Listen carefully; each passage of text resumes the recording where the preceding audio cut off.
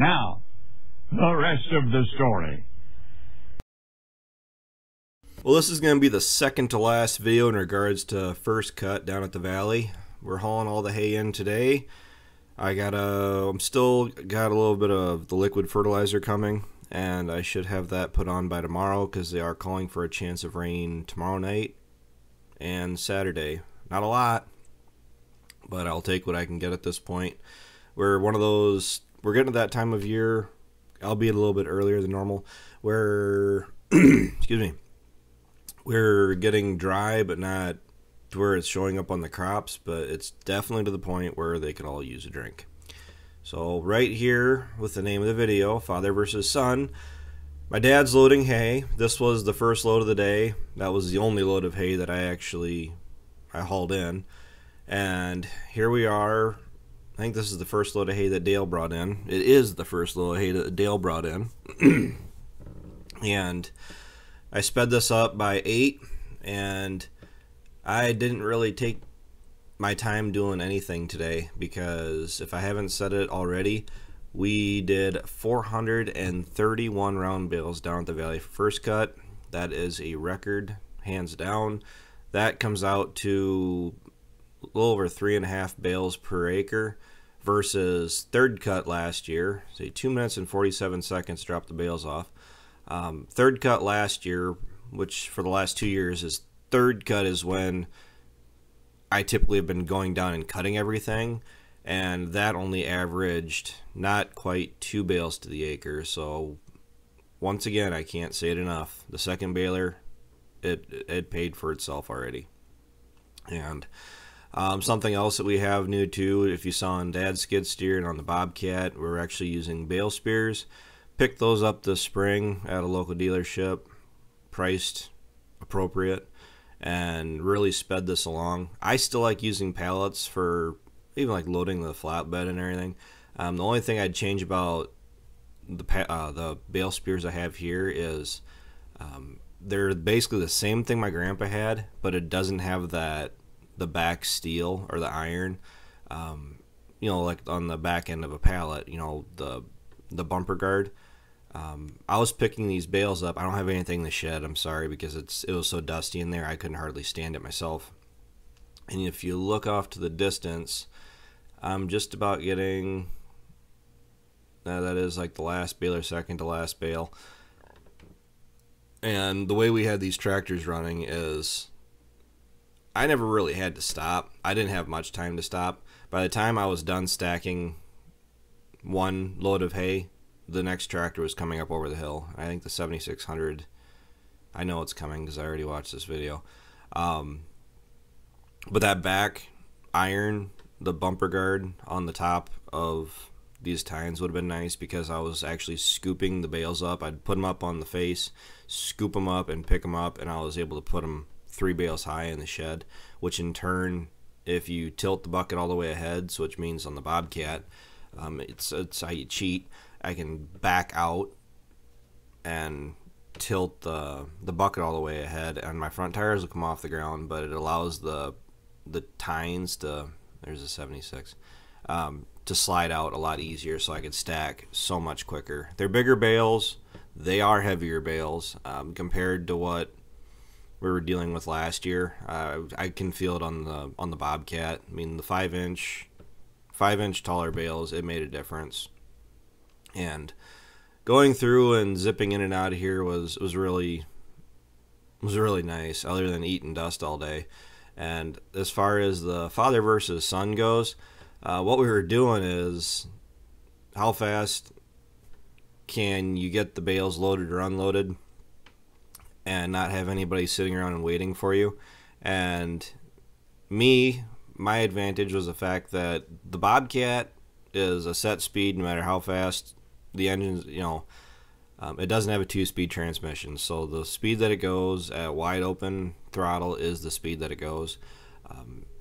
Dad in deer steer has the 2-speed, and he was able to burn across the field and get the bales a heck of a lot quicker than I would have been. So in turn, I was talking to Dale at the end of the day, and he said exactly that. He said that pretty much the whole time they were here, they really didn't sit at all. He said that they were the tractors, which is exactly what I was aiming for. The tractors were pretty much moving non-stop. And the thing I picked up immediately, because normally, you take your time, and if I'm pulling the bale off the wagon, it reduces handling it. I'll just take it off the wagon, I'll set it down, and this, I was just, well, that's the problem with the bale spears. The skid steer's light in the front end, so I was always on my rear wheels. And being able to drop these bales off, get the tractor gone, so they're heading back down to get reloaded, and then in the time it took for the next tractor to get back, I could get these bales all put in. I don't believe, no, Dale, or this is actually my landowner, running the 76. I didn't have the guys waiting for me at all. They didn't have to sit in what little bit it took to unload them, and then they were constantly driving. And then once they're out of the way, these bales that are on the upper side, the wagon's out of the way, so I can drive out of the shed in 1 minute and 5 seconds. That's in regular time, not in sped up time, by the way. I wasn't having to drive around the wagon to go pick up the bales on the upper side. And this stuff is, I'm not trying to jinx myself, but this stuff is made right. It is some beautiful material. It's got the color, it's dry, it's got the weight to it. Last year I was making the smaller bales, but they got too dry, and I had a bunch of 1,200 pound bales, and I was really aiming for, well, closer to that, like 1,400 range, somewhere in there. 1,500 is kind of the ceiling where you can kind of back off on your people that are willing to buy your material, because a lot of the people that are buying hay, not all of them, but a number of the people that are looking for hay don't have the machines. I'll just say they're hobbyists. They're hobby farmers where, they have a few cows or a horse or two, whatever they got, they're feeding.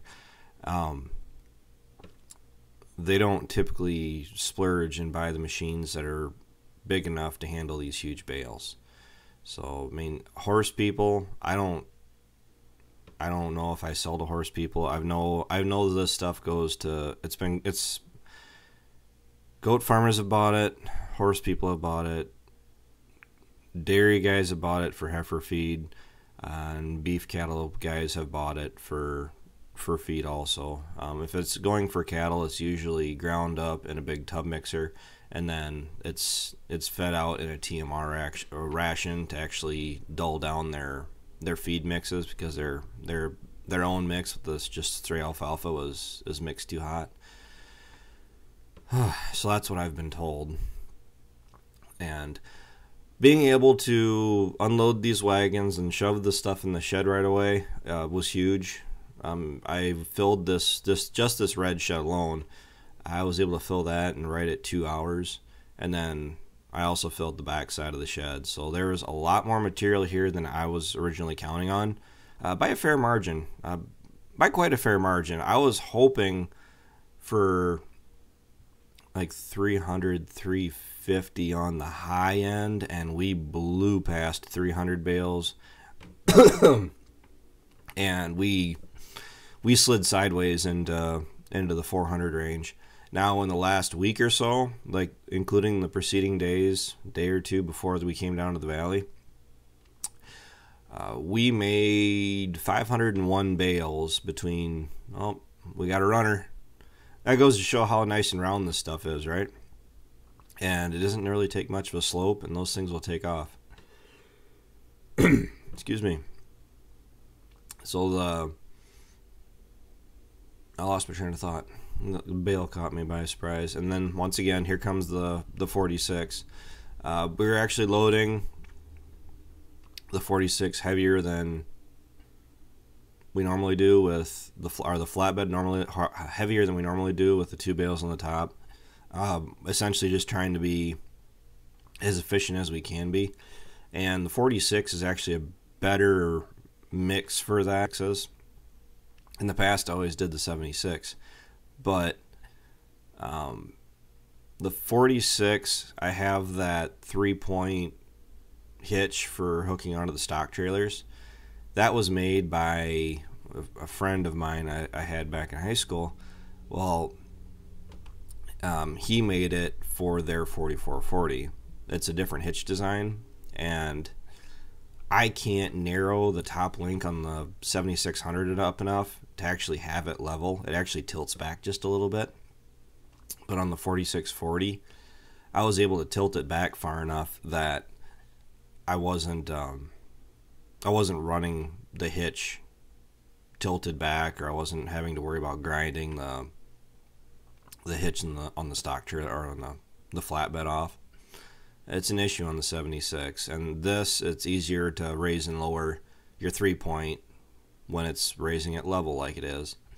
And when you're going up on some of these hills, being able to drop it down so you're, see, downside of having a heavy back end. When you're going up some of these hills, you want to be able to drop the 3-point hitch down so your tail isn't dragging on the ground. And the big thing I liked about the bale spears, I got really handy with them really quick. It's not like I've never had bale spears. I mean, growing up, that's what Grandpa always had. But the Bobcat, I think, is a good mix for it, because the Bobcat, if you get too much weight on the front end, you're gonna lean ahead. You're gonna be on your front wheels. I've been thrown out the front of the cab once, and when I was a kid, by having too heavy a bale on the front of the machine. With these bale spears, I'm not worried about breaking the spears off on them, because unlike the JCB and the Deere, the Bobcat gives as opposed to the spears giving. So if you're using or holding or trying to move too much material, the Bobcat gives versus having to sacrifice a tine. I did get brave here towards the end of the day, basically just making sure I was keeping pace with everybody. And I'm not a big proponent for wanting to jab 2 bales at once, with a tine in each bale and pulling bales down. I definitely don't really like doing that and driving across the field, to be honest. But I bought it locally, and they had plenty of spares around of the spears. And now that I think about that, I think I need to go buy 1 or 2 just to have them on hand, because these were definitely worth the money. The pallets have their place. I'm really handy with the pallets, don't get me wrong, but the bale spears allowing us to not have to worry so much about the health of the net wrap, because wrapping these things with 4 rolls of net wrap allowed me to be a lot more rougher with these bales. And that's right, a lot more rougher. I wasn't too worried about the well-being of the net wrap, because this stuff is handled like 6 or 7 times, and that is something that you have to take in consideration when you are making hay. Tyson, not picking on him, I think he wrapped his bales with when he first got his net wrap baler. Was it 2 wraps, or maybe not even 2 full wraps, but they were going from the field right to storage. They weren't handling them very many times at all. For this right here, it's 4 wraps. This stuff is tight. We're loading it onto the trailer. I'm unloading it, setting it off the trailer, and then getting the trailer gone, coming back out, moving it again, flipping it up on end, picking it up again, setting it where I want it, and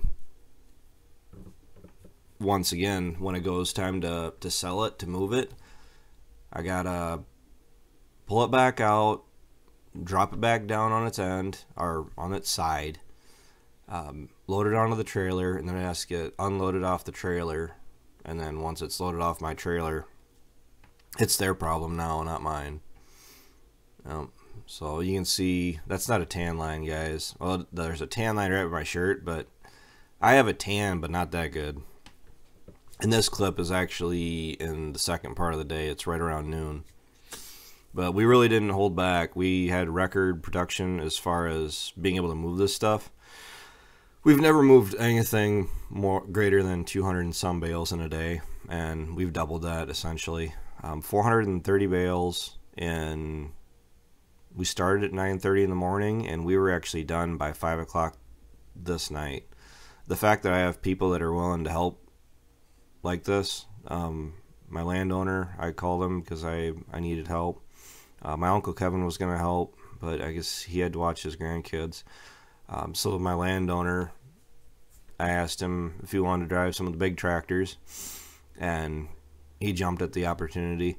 The biggest tractor he ever had was an Oliver 1950, and I'm very confident in saying, by seeing the grin on his face all day, that he had a blast. And I can say that also because that's what he said by the end of the day, at how much fun it was compared to, well, it's just like sitting at home in the recliner watching TV. So that's more fun than doing that. And I mean, all he was doing is driving circles for me all day. So I'm grateful, blessed, however you want to look at it. But having the number of people that I have that are actually, they want to help, they're asking to help.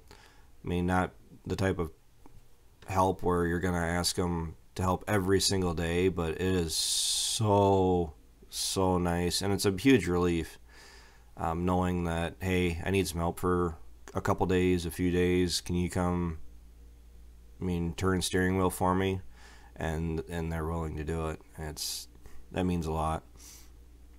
I can tell you that even with Dad, Ryan, and I all here, with all three of us running, we would have really struggled to get this done in the time. We wouldn't have gotten it done in the time that we did. This would have been probably a day and a half job with all three of us. So my voice is getting hoarse, and I actually got to head to the farm. So thanks everybody for tuning in. The next video from the valley will be spraying fertilizer. I'm hoping I can do that tomorrow. After that,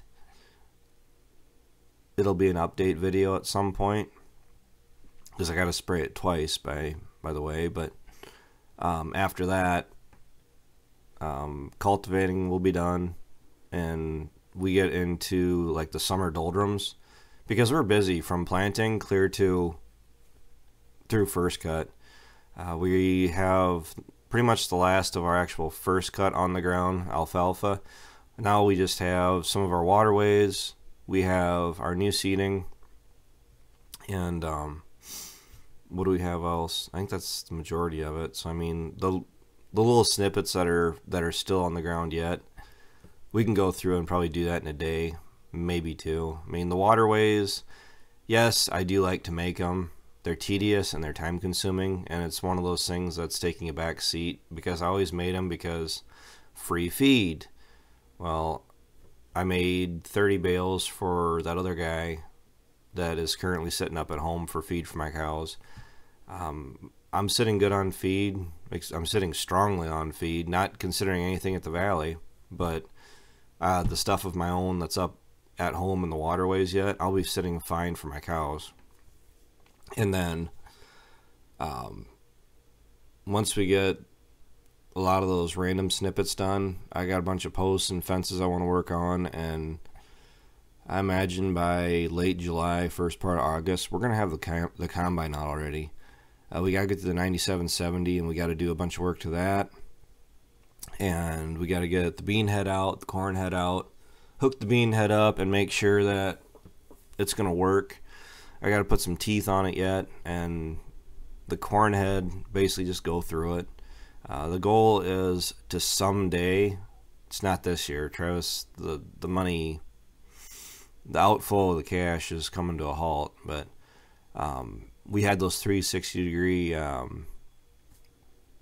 oh gosh, what are they called? Chain rolls on our 6-row that I really liked, and eventually we'll end up putting them on the 12-row, but it ain't going to be this year. So thanks everybody for watching. Thanks everybody for riding along, and stay tuned for more everything videos. I mean, I know I've been cranking them out as best I can here throughout the summer, but I get too busy and then the videos kind of come to a halt. So thanks for watching. Take care. Take it easy. Keep in touch. I'll talk to you guys later.